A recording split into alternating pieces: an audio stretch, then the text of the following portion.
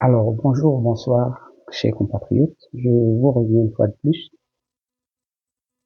pour aborder un sujet qui va dans le sens de nous éclairer. Et avant toute chose, je souhaite et je prie que ce message vous parvienne alors que vous êtes en état de bonne santé.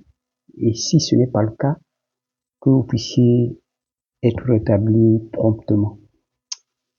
Alors, je viens aborder un sujet qui est assez important aujourd'hui, c'est celui de l'identité.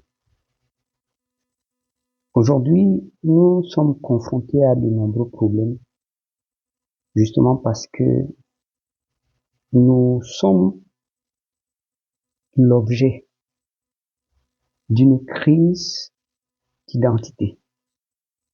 Simplement parce que beaucoup parmi nous ne comprennent pas et ne savent peut-être pas, faute d'avoir été éduqués, qu'un homme,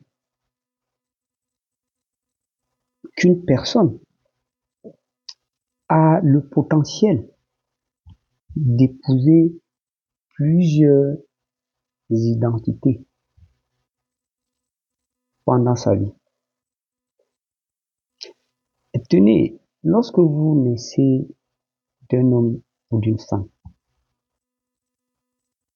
selon les cas, vous pouvez porter une identité qui vous rattache à votre père. Parce que dans beaucoup de communautés, la filiation est patrilinéaire. Vous pouvez en même temps épouser l'identité de votre mère. Parce que dans d'autres communautés, la filiation est matrilinéaire.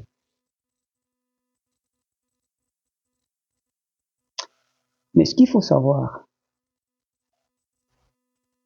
c'est qu'après cet aspect de la filiation à un père ou à une mère, ou bien aux deux, parce qu'il y a des familles ou des communautés où la filiation est bilatérale. Il y a une identité qui est l'identité du genre. Ça veut dire que vous êtes soit du sexe masculin, soit du sexe féminin. En même temps, dans le cadre de votre famille, vous pouvez donc être le fils, vous pouvez être le frère, vous pouvez être la sœur, vous pouvez être l'aîné, vous pouvez être le cadet, vous pouvez en même temps être le cousin ou la cousine de X ou de Y. Vous pouvez être le petit-fils, l'arrière-petit-fils. Vous pouvez être l'oncle, la tante. Selon que votre famille est organisée et que la classification se fait.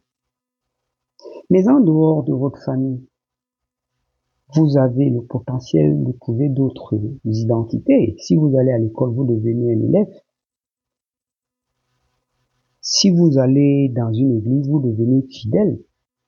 Si vous allez dans la religion musulmane, vous devenez effectivement un autre fidèle de ce côté. Si vous accédez dans le milieu professionnel, vous avez une identité professionnelle. Si vous vous faites former dans une spécialité particulière, c'est une identité que vous épousez. Donc l'activité que vous menez vous attribue une identité. Si vous êtes commerçant, c'est une identité. Si vous êtes un footballeur, si vous êtes un basketteur, si vous êtes un chauffeur, si vous êtes un marin, tout cela, c'est des identités. Et ce qu'il faut noter ici, c'est que les identités, donc, sont attribuées selon les contextes.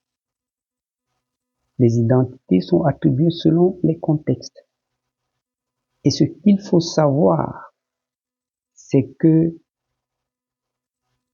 de ces identités que nous avons, à commencer par l'identité sociale, découlent les règles de comportement, de conduite découlent les lois, ce que nous appelons généralement le droit coutumier.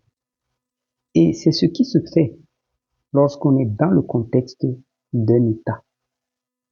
Nous avons des identités qui peuvent être ethniques, tribales. Nous pouvons avoir d'autres identités qui sont des identités fonctionnelles. Vous pouvez être un maire, vous pouvez être un député. Mais ce qu'il faut savoir, c'est que, quelle que soit la longueur du temps qu'une bille de bois peut passer dans l'eau, elle ne deviendra pas un poisson. Quelle que soit la durée du temps qu'un homme peut passer dans la forêt comme Robinson Crusoe, il ne deviendra pas un animal. Quel que soit le temps que l'on lui-même passera dans la mer comme Cousteau qui plongeait, vous ne deviendrez pas un poisson.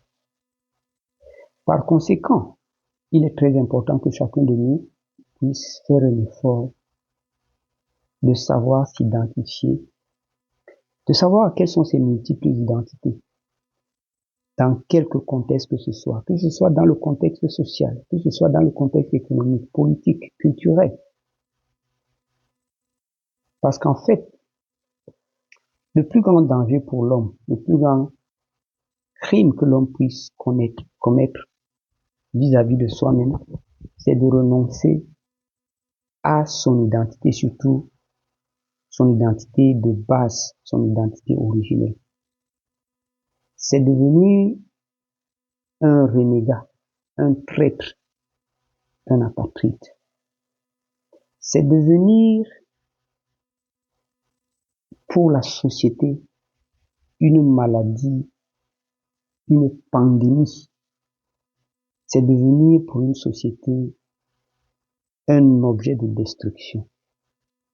Et c'est pour cela que je voudrais inviter les uns les autres à s'intéresser à leur identité et à en faire usage chaque fois qu'ils sont dans le contexte où ils devraient le faire.